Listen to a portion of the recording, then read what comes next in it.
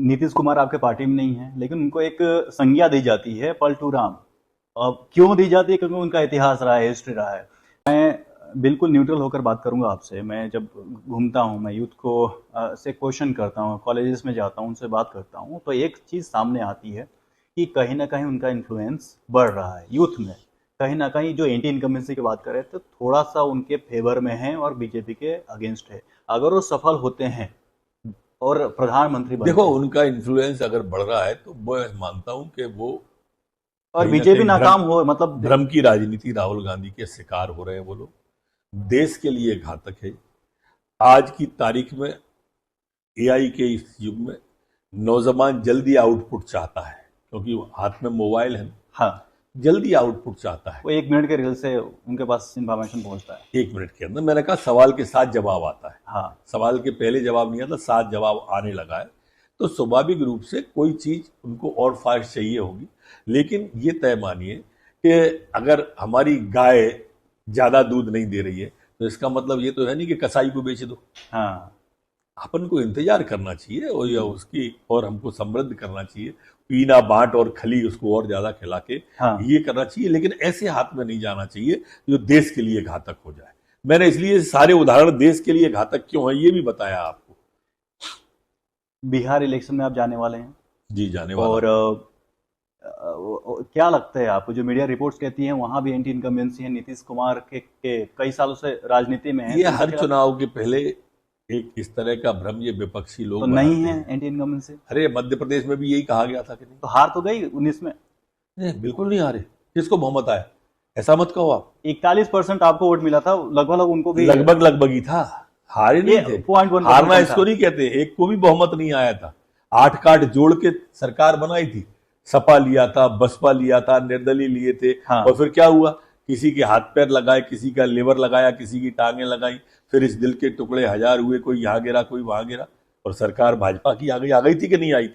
और फिर उपचुनाव में हल्की हल्क जनता ने मैंडेट दे दिया। तो ये मत कहो कि वो आ गए, वो कभी नहीं आए 25 साल में। और आगे आने वाले 25 साल आने वाली नहीं कांग्रेस।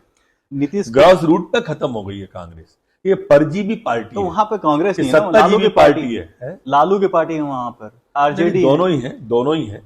जैसे आप दिल्ली में कहते थे कि केजरीवाल की पार्टी है, वहां कांग्रेस नहीं है, ऐसे ही आप वहां पे कह रहे हैं। और दोनों का इतिहास देख लो, आप तो लालू का ही देख लो। एक बार तो वो सरकार बना चुके हैं। वो ऐसे ही बना चुके हैं। तब भी वो आए नहीं थे, ऐसे ही बना चुके तो हैं। देखिए, जो ये नीतीश जोड़ तोड़ की सरकारों को आप बहुमत मत कहिए।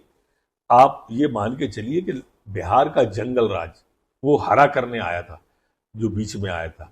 कमलनाथ की सरकार आई थी, भ्रष्टाचार कांग्रेस कैसे करती है ये हरा करने आई थी। जो 25-25 साल को ऑक्सीजन यहां भी दे गई और वहां भी दे गई। और वहां पर जो जंगल राज है, जनता कभी नहीं भूल सकती है। हम्म। किस तरह से बूथ कैप्चर होते थे, किस तरह से लोगों को अपहरण होते थे, किस तरह से फिरौती वसूल की जाती थी, किस तरह से चारा घोटाला किया जाता था। वो आप इससे अंदाज कर लो।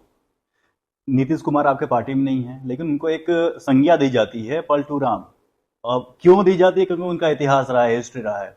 मुझे आप ये बताइए, थ्योरेटिकली अगर आप चुनाव हारते हैं, बीजेपी ज्यादा सीटें लाने में कामयाब रहती है, तो क्या हम नाकामयाब की बात में विचार ही नहीं करते और सुनना भी ठीक नहीं समझते। कम आती है आपको हम सीटें? आशावादी है, आत्मविश्वास से भरे हुए। और वहां आप तय मानिए, मेरी कई जगह फोनों से बात हो रही है लगातार जाने के पहले। मोदी जी के नाम की वेव है, बहुत तीव्र वेव है। मोदी जी के आभा मंडल के प्रकाश में हम बहुमत से सरकार बनाने चलिए, जा रहे मान लीजिए कि अगर आप सीटें कम आते हैं बीजेपी को, मान हैं। लीजिए। नहीं, ऐसा नहीं मान नहीं सकते। मान लीजिए आप 2/3 आता है, मान लीजिए 3/4 है, मानेंगे तो यही मानेंगे। निराशाजनक बात करते नहीं, मैंने बताया आत्मविश्वास से लवरेज रहते हैं हम लोग। मुझे लगता है कि बहुत सारे जर्नलिस्ट से आप रोज बात करते हैं, आपको पता है क्या जवाब देना है। मैं आगे बढ़ता हूँ। एक लव जिहाद की बात करेंगे। प्रदेश में कानून भी है, लेकिन इसके बावजूद भी बहुत सारे केसेस आ रहे हैं। इसको लेकर जो हिंदू नेता हैं, दक्षिणपंथी नेता हैं, वो बीजेपी से काफी नाराज हैं। क्या बोलेंगे इस पे? हो ही नहीं सकते यार हमसे नाराज। तो लव कर्नाटक जिहाद के में नाराज, केसेस।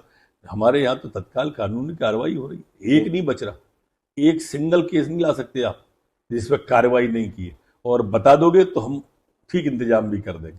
जब ये भारतीय जनता पार्टी की सरकार है और कानून का राज है।